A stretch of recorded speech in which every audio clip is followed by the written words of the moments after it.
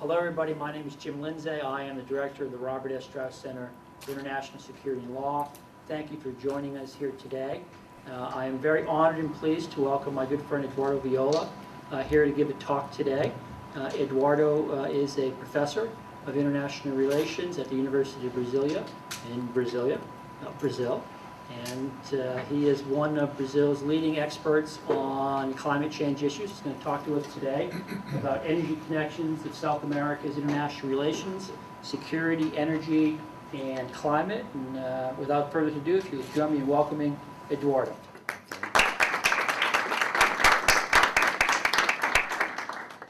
Okay, thank you very much. Thank you very much, James. So, I'm sorry for the delay. There was some confusion for me to arrive here. Okay, so let's. This is not very common subject. I hope I can explain it the best I can.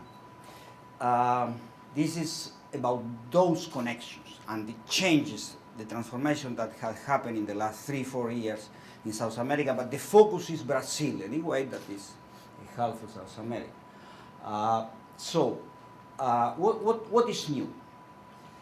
First of all, perceptions of security vulnerability derived from energy supply scarcity and future climate change already manifesting in some extreme climate events. Okay, so energy scarcity vulnerabilities is not completely new, but the relation with climate change is completely new.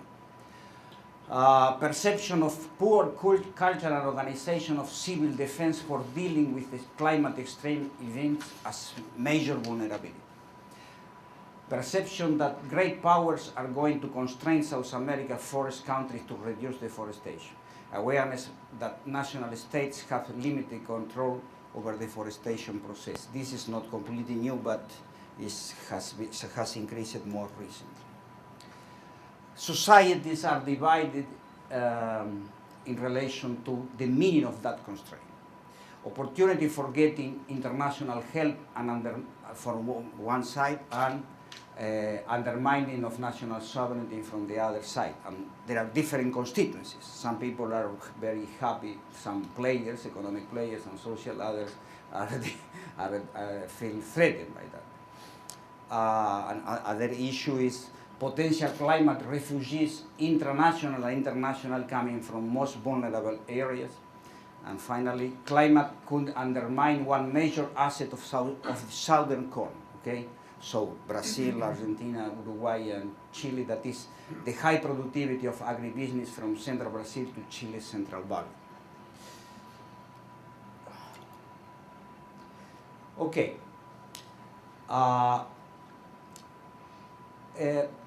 This is completely new, and particularly in relation to Brazil.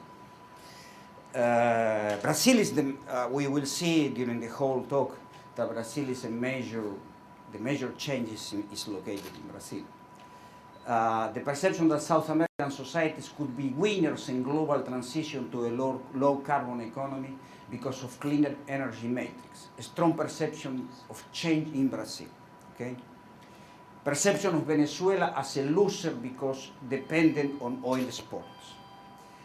And another change is also in the last 3-4 years is the vulnerability of Chile because of dependence on gas supply from Argentina, a non-reliable partner. Okay, major gas reserves in South America are in Bolivia, but and also Venezuela, but it's far away from Chile. But the Bolivians possibilities were hit and almost destroyed when Sanchez de Lozada was taken out of power in 2003. Brazil perception of winner because of this is a more general also perception. All is in relation to how Brazil could be a winner in the transition to a low carbon economy. This is a major change compared with the United where there's still a lot of players in Brazil and opinion formers. We are thinking that the question of carbon emissions and climate change would be a constraint about Brazilian national interest. So this is a more general perception is that Brazil has all the energy matrix is very it's low carbon intensive, hydropower a lot, and with huge reserves of not used hydropower, ethanol, and also in another dimension that sometimes could be contradictory, we will talk about this also, the new oil reserves offshore. Okay? But also there are perceptions of Brazil of new vulnerability related to energy. First, gas supply because of uncertainty in Bolivia. I mean, the only energy that is Brazil is now is not has shortage of supply is gas, natural gas that is imported from Bolivia. Okay. Second perception of vulnerability in Brazil is very recent. Anti-Brazilian nationalism related to energy, assets and investments in Bolivia, Ecuador, and Paraguay. And third, this is very new, very recent, not enough naval force or naval power to defend offshore oil reserves. Okay.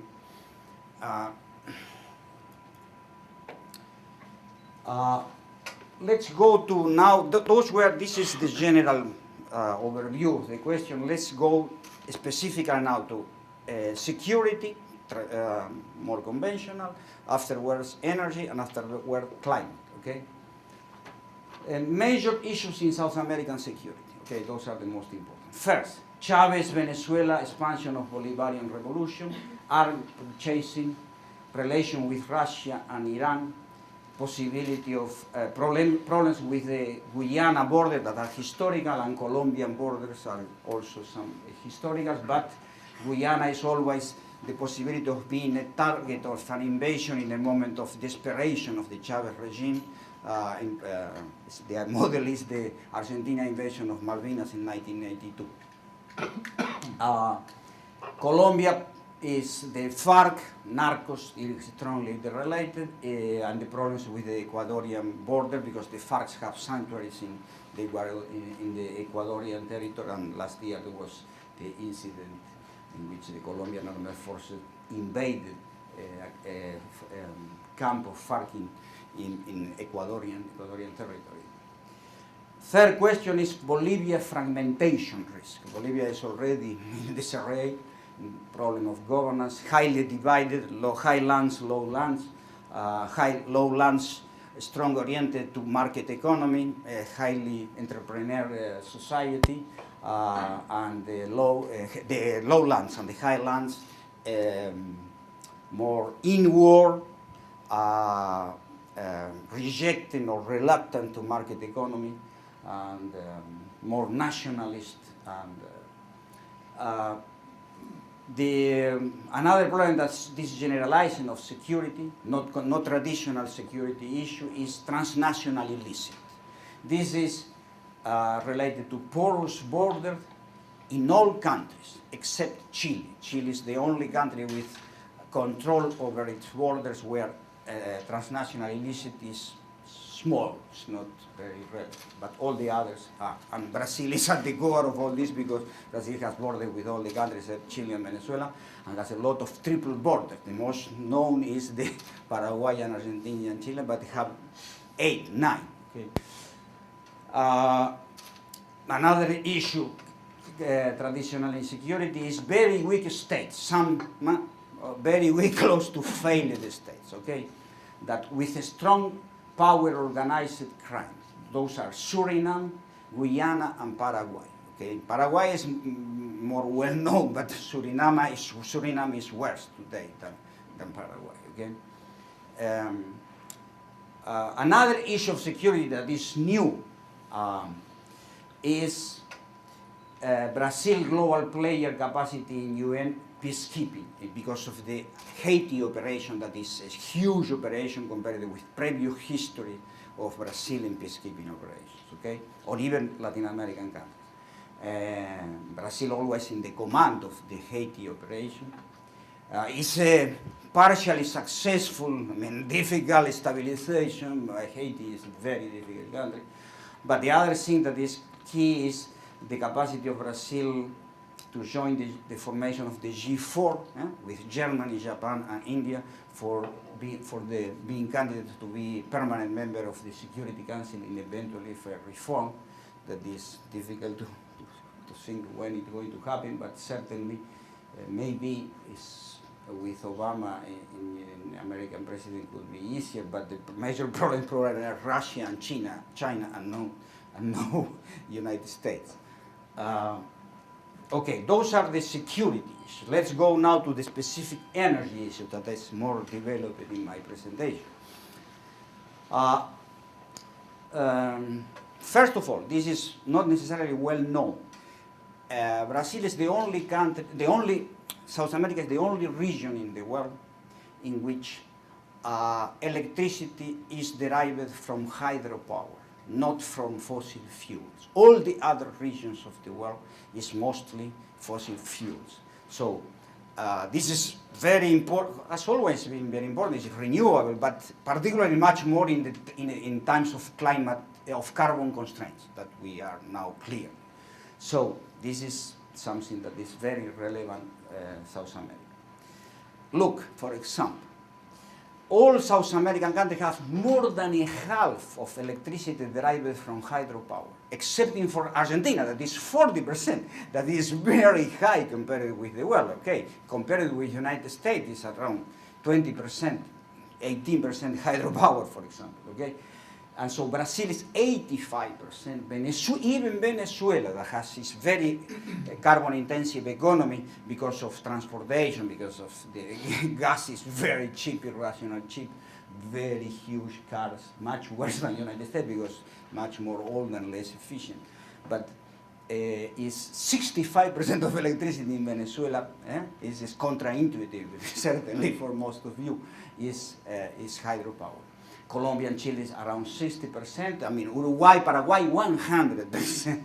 And okay, the others also high, Peru and Brazil highest well reserves in hydropower. Brazil has used only 30% of hydropower, and certainly the capacity of build hydropower with the new dimensions and the way they are going to be built now, for example, in Madeira River is, I mean, you can build significant hydropower capacity in the Amazon without, with good cost benefit in terms of environmental impacts, okay? It's not a sacred view of the environment, of course, because in that case, no hydro could be built in the Amazon. But it's not going to be at all like in the past, like Palvina, that was a major disaster, or even Tucuruí, that was not just giant disaster as Palvina, but was also a major environmental problem. Oil production is, this is just a description, it's not very relevant, but it is, oil production is high today in Venezuela, Brazil, Colombia, and Ecuador, declining in Argentina. This is clearly a major transformation. Argentina was historically oil self-sufficient in oil, and even expanded significantly during the 90s, but in the last 10 years was a dramatic decline in production and reserves in oil. So Argentina is more and more declining as an oil producer, and this is a lot related to the Kirchner, the whole economic model followed after the default of the debt in 2001. Oil exporters, Venezuela, Ecuador, and Colombia, okay? Venezuela is one of the most important in the world, of course. Oil reserves, Venezuela and Brazil. This is the new, the offshore reserves of Brazil, very, very huge, okay? But very expensive also. Not at all possible to be exploited with the oil at $40 a barrel. Okay? It needs to be at least $60 a barrel, according to more. Not Petrobras is not saying this. Petrobras let's say that 35 is okay, but I mean more international, more neutral approaches say this should be 60. Okay. Oil. High dependency on oil imports in 3 countries. Okay, so So generally South America is very good in hydropower, but also is good in oil, okay, excepting for 3 countries, Chile, Uruguay, and Paraguay.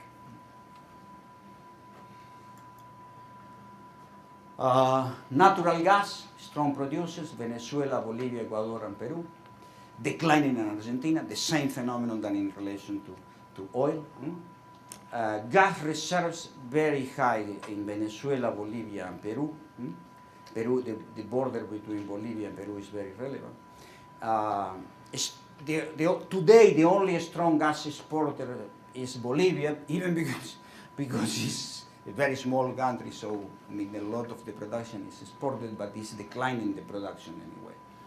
A strong dependence on gas imports, Chile, Brazil, Argentina, Paraguay, and Uruguay. Chile feels extremely vulnerable to this. It's now building a whole infrastructure for importation of liquefied natural gas from Asia, for example. Okay, so because of the neighborhood is not reliable in the Chilean view of the world. I mean, Bolivia, the historical irredentities of the Bolivians and Argentinians, not reliable partner. Okay. Ethanol producers. Brazil, world second after United States. This was the first, of course, until very recently. Colombia growing very fast. This is not well known, probably, since 2004. Very efficient, the production of ethanol in Colombia, almost as efficient in Brazil, considering that Brazil has 30 years of experience with ethanol production, and Colombia just 5 years. Okay. From what source? From what source in Colombia? What source? Sugarcane also. Yeah. Okay. Sugarcane, highly efficient conversion. Okay, 7 times corn. Corn is not good for ethanol. Okay, particularly in not tropical areas like the American production. But and also very low in carbon emissions. For example, when the equivalent, the production of ethanol is the whole productive chain of ethanol from corn in the United States produce like 85% of emissions of oil. And in the case of ethanol from sugarcane is 12%. It's very, very different. Okay. Brazil, the only world exporter of ethanol, and strongly committed to create the ethanol become a world commodity. Okay. Brazil, a strong producer and exporter of ethanol plants. Actually, the only one global exporter of ethanol plants. It's a very sophisticated industry of ethanol plants. Okay. Brazil, highest well reserves of agricultural land for biofuels, not only ethanol but also biodiesel, more from oil seeds. Non-competitive with food production. And this is for completing the issue of the energy matrix of South America. Nuclear power producers, Brazil 2 power plants plus one under construction, 3% of electricity derived from nuclear power. Argentina 2 power plants, 10% of electricity derived from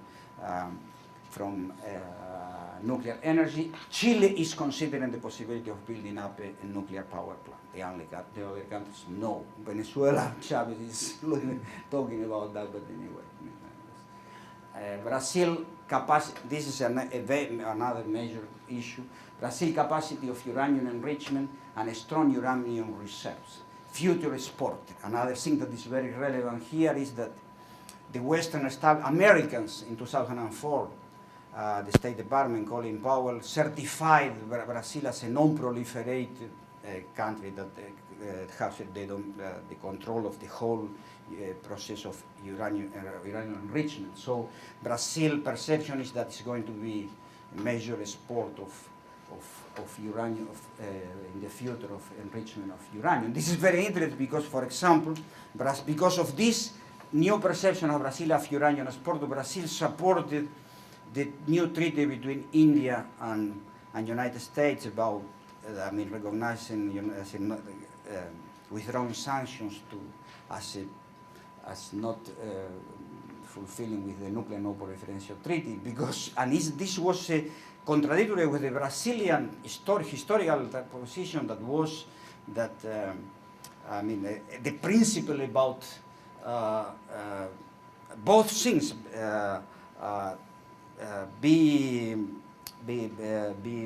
okay with the non-proliferation treaty, and also the other most ambitious goal that was the nuclear powers to abandon nuclear weapons. But so Brazil was a strong principle, but now he accepted the premium of India because of accepting the violated the non-proliferation treaty, because though India never signed the treaty anyway, but because of another thing is new, that Brazil could export enriched uranium to India, for example. This was very recent, okay, last month.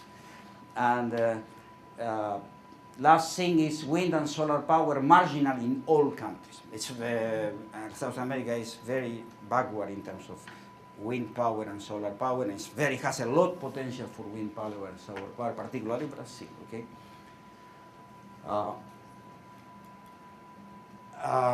Integration. There is a lot of discourse, rhetoric about integration, but integration has not, like economic integration, generally speaking, in South America, high dissonance between rhetoric and real realization doing. So energy integration is possibilities is underused. There is historical integration, more not the last 10 or 15 years, that is going on. Like Brazil, Paraguay, of course, Brazil, Argentina. The grid is interlinked.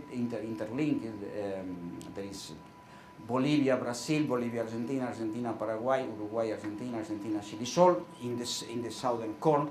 I mean, with problems here, because, for example, the Argentinian-Chile integration is natural gas, but Argentina violated the contract.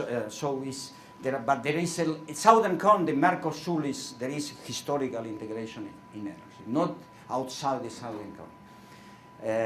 The most important potentiality of energy integration is natural gas, because there is production in Venezuela, Peru, and Bolivia, and consumption of the others. But this was the major change in 2003.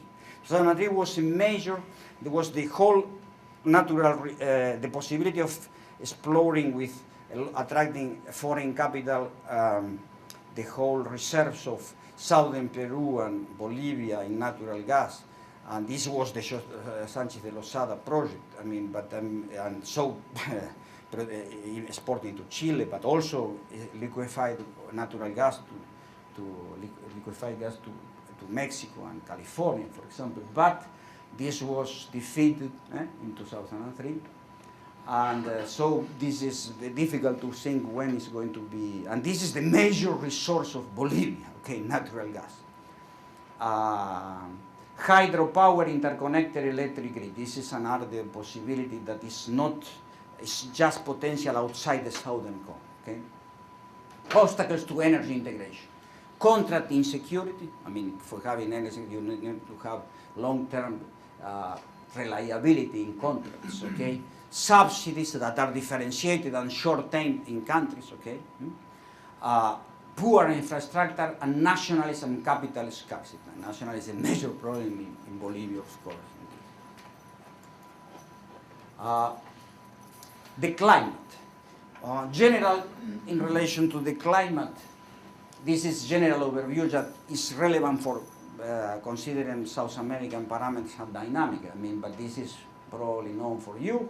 Emissions grow 3% of a year from in the 2003-2007 period, around 30 billion tons of in 2007 of carbon dioxide and equivalent, because it's methane and nitrous oxide that are also very relevant. But the types of climate change, incremental, already happening, irreversible, okay?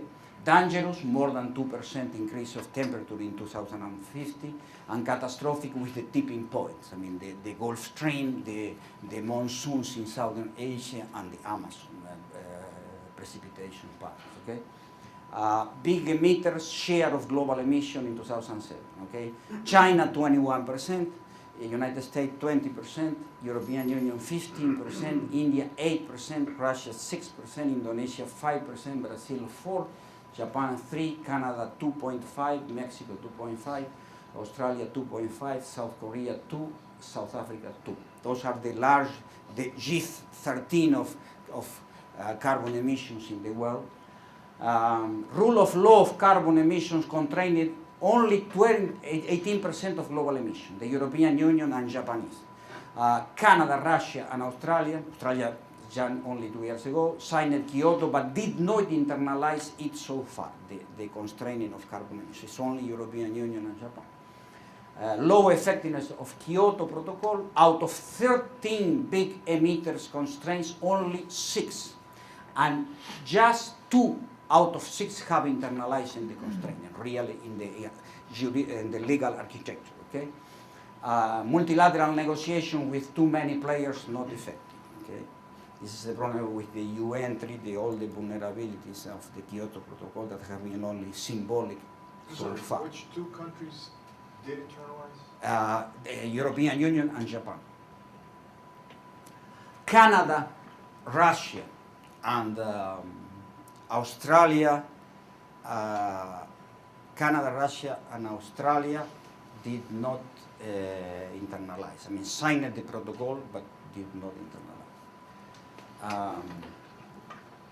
Okay, South America, highly vulnerable to climate change. This is clear in the last report of the IPCC, 2007. The major issues are the question of becoming dry, the driest of the Amazon, and savannization, that is becoming from tropical rainforest to savanna, particularly the eastern Amazonian, not the western is less, but this is the theory of savannization that is most climatologists and hydrologists are assuming right now as correct. This is a major vulnerability. Second major vulnerability, frequent flooding in lowlands. This all over the world, okay? China and India are much more problem with this, but the most threatened area in this is the Paraná-Plata Delta River, because when you have a delta and you have a lot of people in the delta, this is, those are the worst regions in relation to climate change all over the world. Here is the delta of the Mississippi River, okay, in the United States. Change in precipitation patterns threats agriculture in Brazil, Argentina, Uruguay, and Chile. This is uncertainty about this transformation of patterns. The simulation, the models simulation of climate change, of course, are a lot of uncertainties. Uncertainties patterns in water flow on hydropower. This is very important for a continent that is hydropower. Okay, a lot that you can have change in patterns of precipitation that can undermine the production of some hydropowers because of there is a scarcity of water flow, for example, compared with the historical pattern according to which the reservoir was built up, okay, and the place where the power was settled. And the last finally, the Andes glaciers retraction threat water scarcity in Chile, Argentina, Peru, Bolivia, and Ecuador. Particularly Peru, Bolivia, and Ecuador are already suffering this. Okay. South America carbon emission, around 7.5% of global emissions. Around half derived from deforestation and land use change. This is unique also. It's very strong. There are some similarity with Africa also here in terms of the importance of deforestation. Emissions are around. All this is based in the combination of data from the National Institute of Environmental, the Netherlands Environmental Statistic Environmental Institute, that is the most important in the world in carbon emission, but it's very important in terms of carbon dioxide emissions, in terms of deforestation and methane. That is important in South America because cattle, Brazil is very huge in cattle, for example, and it's extensive cattle ranching. It's very huge methane. All this are other bases of data. Okay, so this is a combination. This is just my combination. It's not. It's just important to have an order of magnitude of all this. Of course, it's not precise. I mean, anything in this is not very precise, but it's important to have the proportions of reality. Okay? So, Brazil, 3.7% of global carbon emission, Venezuela, 1%, Argentina, 0.8%, Colombia, 0.5%, Peru, 0.4%, Ecuador, 0.4%, Chile, 0.1%, Bolivia, 0.3%. Okay?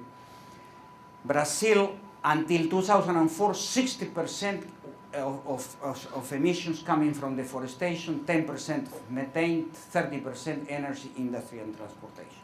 2005, 2008, dramatic change because it was a reduction to a half of the afforestation in Brazil, in the Amazon. Not in the Cerrado savanna, but particularly in the Amazon. So now it's 45% of carbon emissions in Brazil come from deforestation. Yeah, what do you... At what rate is the tropical rainforest being destroyed? In Brazil, it was 0.4 until 2004. Now it's 0.2, okay?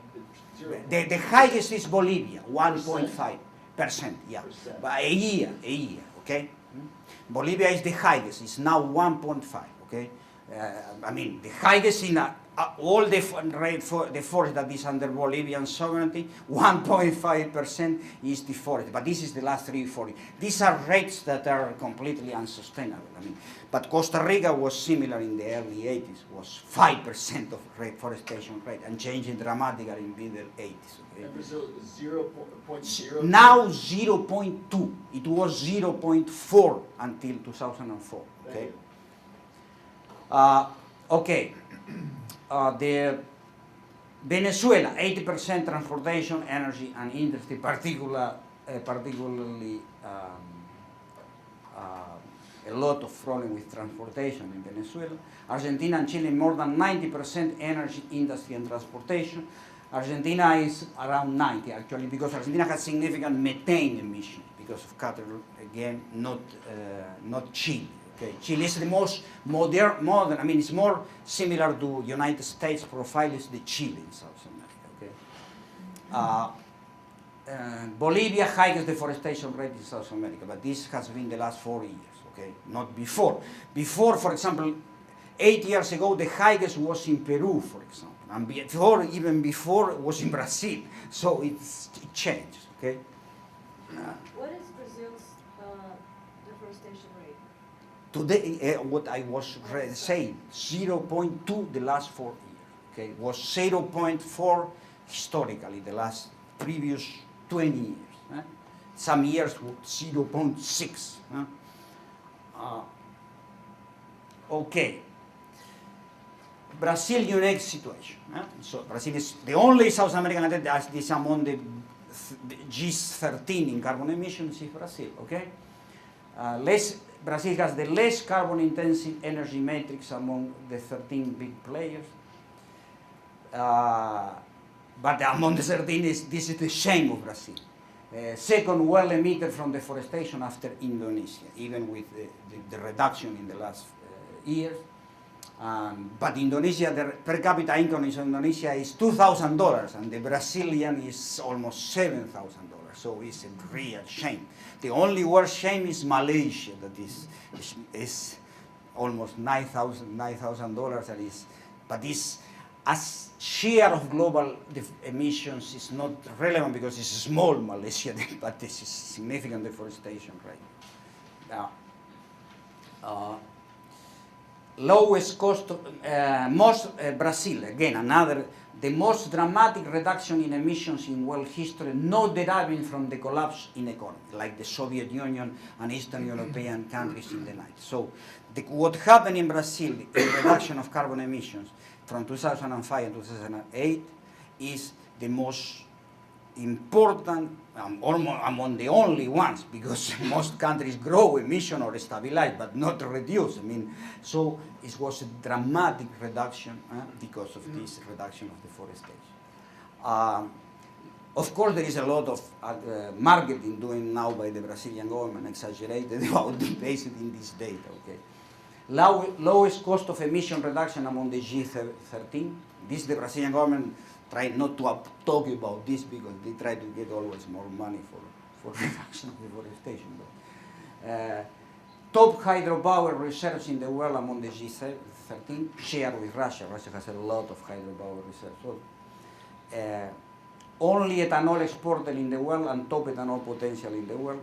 Top diversified energy reserves in the world. Brazil has everything, even natural gas has been discovered reserves, but far away from exploitation in the offshore, together with oil, recent oil.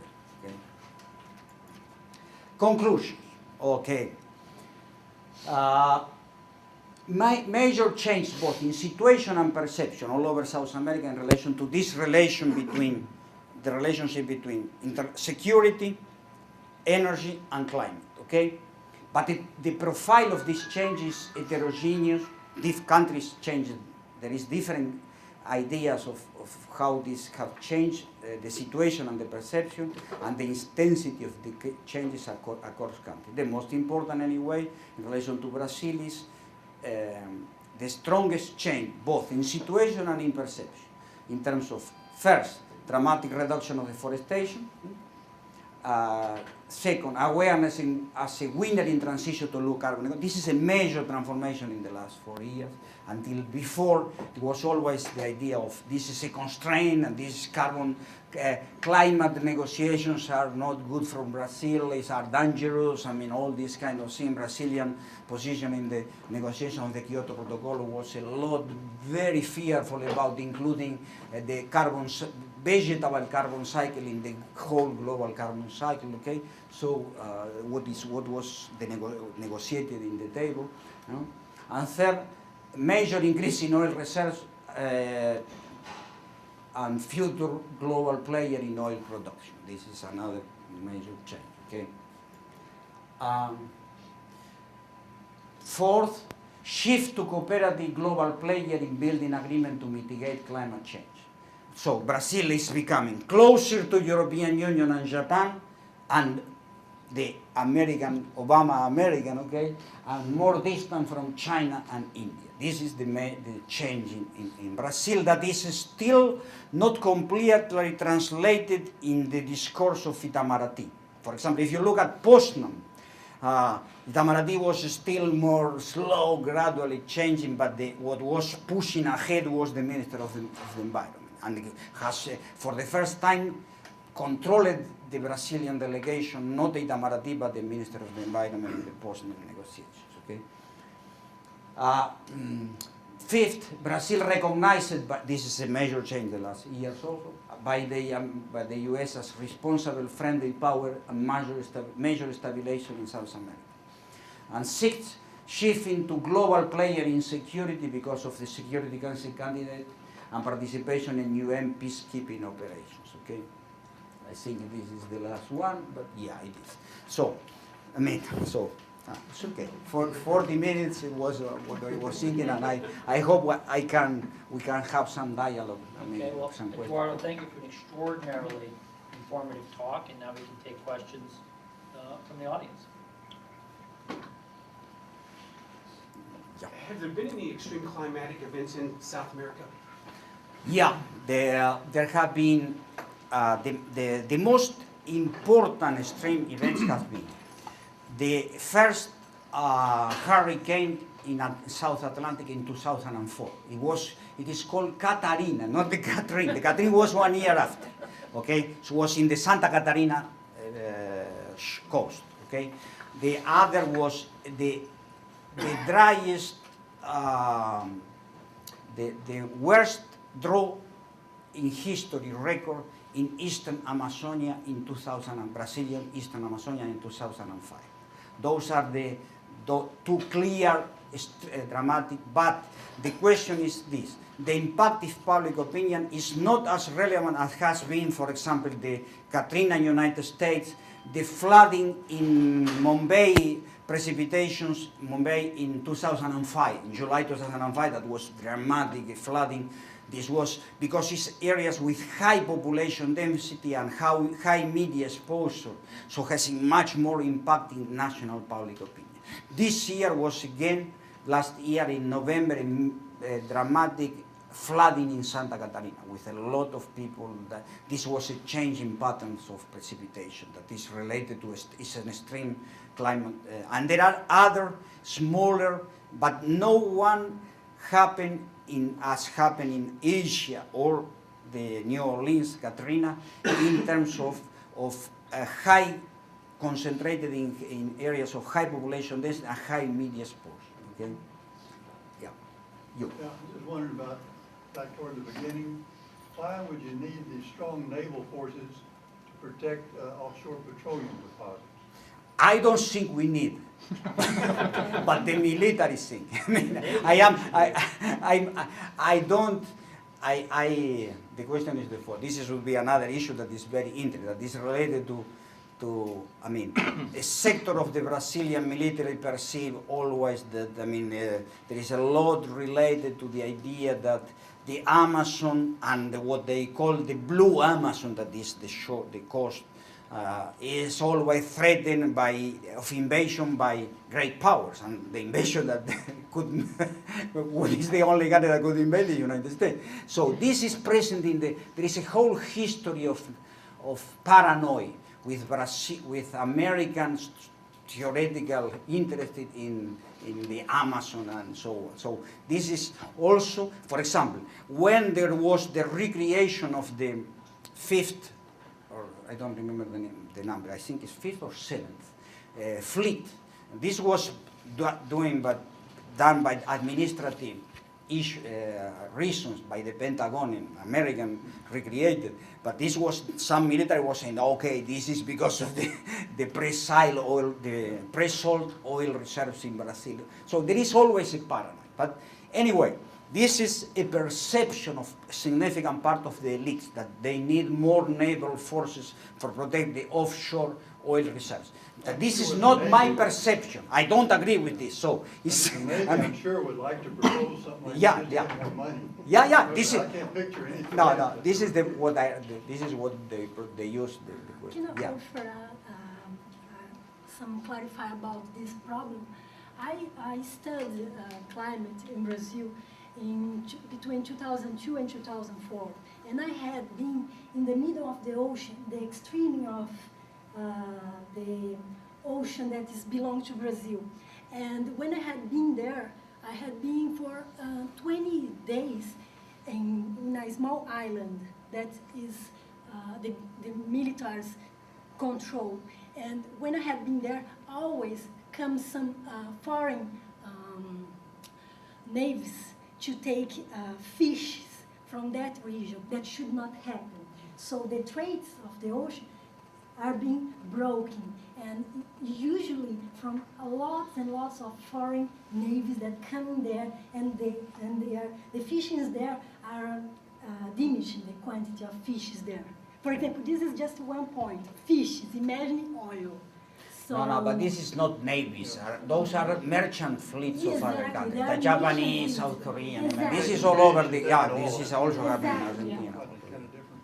Given the dependence, well, seeming dependence on hydropower in Brazil, have there been studies correlating the drying up or the disappearance of the glaciers on the Andes? No, this is a major issue. There was the last two major hydropower that was contracted, that was in the Madeira River in the Amazon, that are huge. There was not climate assessment, climate risk assessment. This was very, but the new ones are going to be done, but those two that were contracted 1 year ago were not done with They were climate. assuming continuing conditions, and they were assuming continuing historical Yeah, they conditions. were assuming, and this could be a major mistake. I mean, generally, you need to do, even that you can't do very precise climate assessment for Yeah. that. Anyway, yeah, you need to do that. Not also in relation to the glacier in the Andes. Okay? Yeah. This is a little bit of an extension of what you were talking about, a little bit more of international relations. But I was wondering what you thought the international relations, well, you have elections next year in 2010. After Lula, and if you have either Rousseff or Serra, how would they relate with Chavez, do you think? Would it be a major difference than what you see now between Brazil and Venezuela? Okay, this is, look, the question is more or less the following. In terms of Brazil was important in protecting Chavez at the time when Chavez has against more than a half of relevant economic players and significant part of the population. This was in 2000, in the end of 2002, beginning of 2003, and during some periods of 2003. Okay, so at that time, Brazil was, without the support of Brazil, maybe Chavez would have not stabilized in power. This is a hypothesis. Afterwards, there was, and this policy was Lula policy, a lot of party, more politicizing foreign relations. Okay, it was a lot criticized. Okay, but Lula was friend of Chavez. I mean, has a similar view. I mean, Lula 20 years ago is like Chavez in now. Okay, so but when and Lula also supported the demise of Sanchez de Lozada in Bolivia, that was against the Brazilian national interest. This was proved clear afterward, and supported the rise of Evo Morales. But when Evo Morales nationalized the Petrobras resources and with a lot of, symbolic aggression, let's say, this was a major impact in Lula and the establishment of the Lula Itamaraty establishment, let's say. So they started, and they feel humiliated by Chavez in Bolivia, okay? So this is something they didn't expect, okay? So they shift in behavior, not rhetoric of Lula is continuous being Chavez is a nice person, good, all this kind of stuff. But the government perception of Chavez administration changing. This is a very complex, long explanation. I could enter if, or we can talk later a little more, but the question is that inside in the government and inside the society, perceptions about Venezuela, how Venezuela, to have Venezuela closer is better for undermining Chavez, that try to be more clearly separated from Chavez. Venezuela could polarize Chavez in a wrong direction. Those are very relevant discussions, even in relation to how was negotiated the entrance of Venezuela in Mercosur, that was politically negotiated very completely against the agreement. But this was because Kirchner in Argentina was put in prison, because this was relevant all of Argentina, because this is one big, now historically always Argentina liked to have another player in Mercosur, because without other player, Brazil is 70% of Mercosur. And so another country like Venezuela would diminish the centrality of Brazil in Mercosur. But the question is that with Kirchner, there was a lot of convergence with Chavez, and Chavez was the only country that was buying Argentinian treasury bonds. Okay, so so there is a lot of complex issues that explain the history. But now, Brazilian policy in relation to Venezuela is a policy that has some dimension for containment, okay?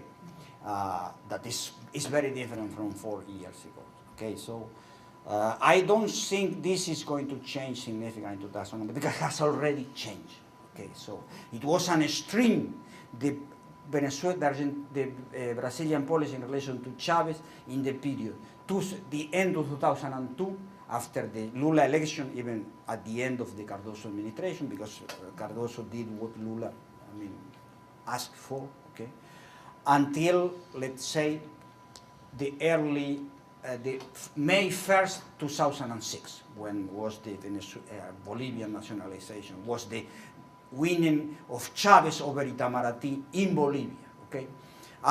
After this was an extreme situation. So if we were still in detail, we would say, okay, if Serra win the election, there will be a dramatic change. But the change already happened. So it will not be changed. What else? Yeah.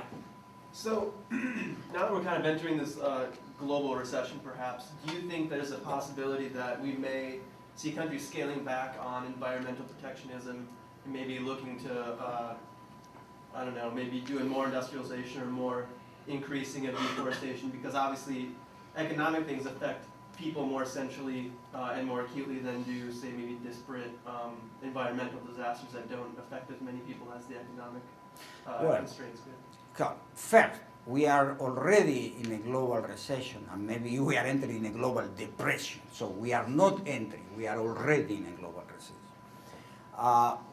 Second, all the indications we have now is that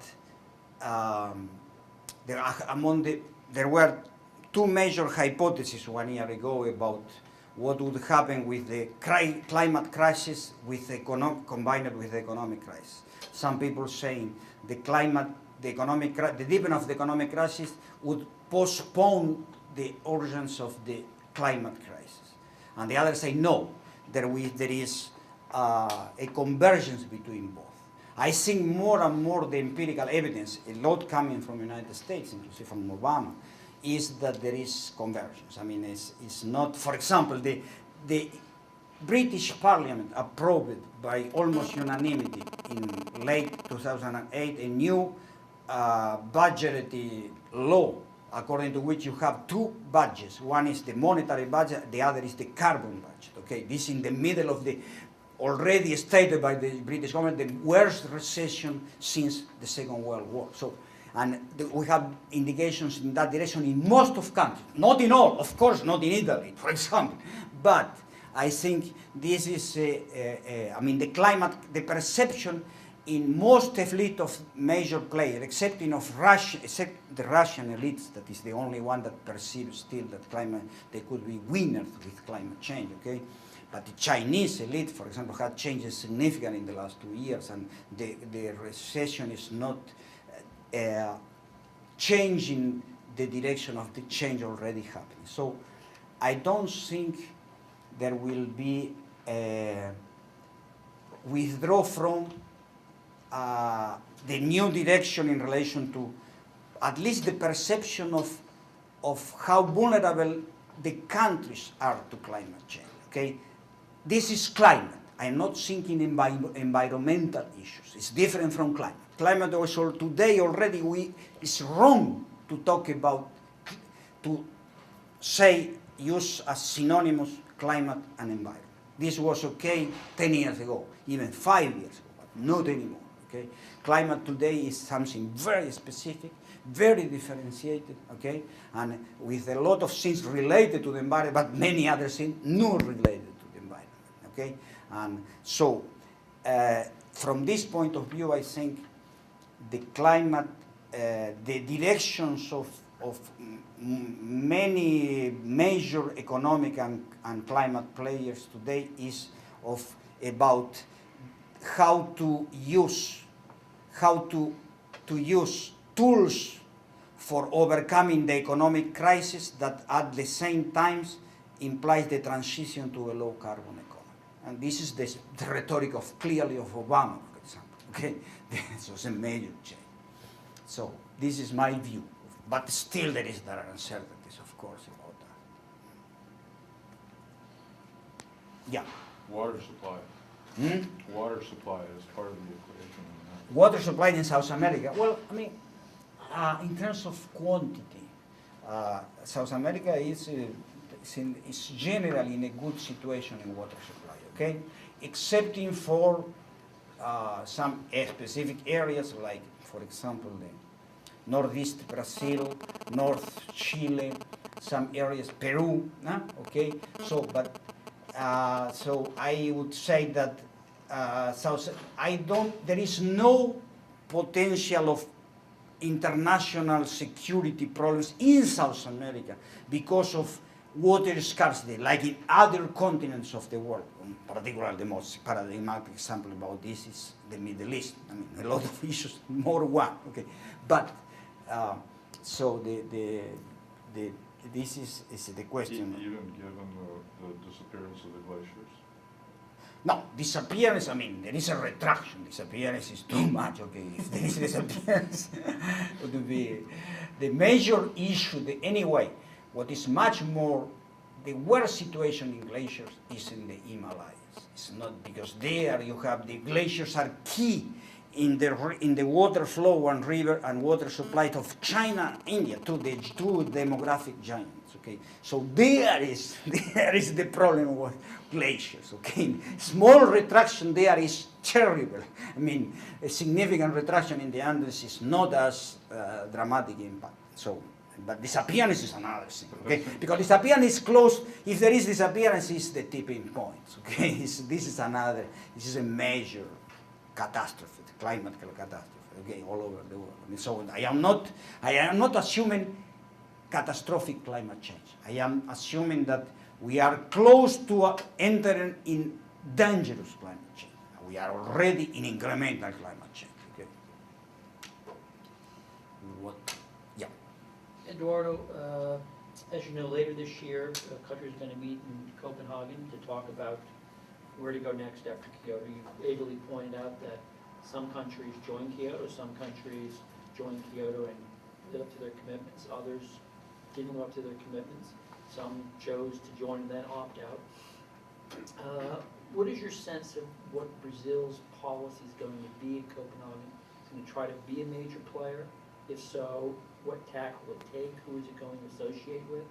Or is he just going to go and say, we've reduced the rate of deforestation in the Amazon, leave us alone? Okay, this is a major open issue. It's not right now. I mean, I can follow a lot this. I mean, and so I would say that, I mean, there is a conservative trend amongst part of the diplomats, particularly the more third world-oriented diplomatic establishment, saying that the change, there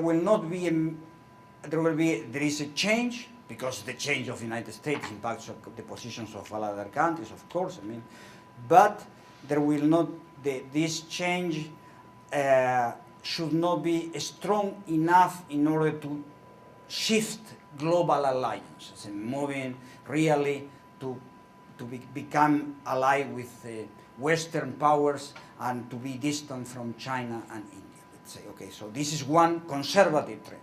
The other trend is no, Brazil should not be anymore allied with dirty energy matrix countries like China and India. So this is old-fashioned, this is against the Brazilian national interest and the humanity global interest. So Brazil should be completely convergent, the fact that the Brazilian national interest is convergent with the humanity interest in terms of transition to a low-carbon economy. So this implies a major shift in Brazilian alliance. This would be this is open. I mean, what happened? I am a committed opinion former in favor of a major shift. Okay, but so have been during 10 years in Brazil. So I can't. I mean, I think this we can have a change, but I am suspicious because I want that the change will be produced. So. Okay, well, Eduardo, I want to thank you for a very stimulating Okay. talk. I really Thank you very appreciate much. it. Please join me in thanking Eduardo.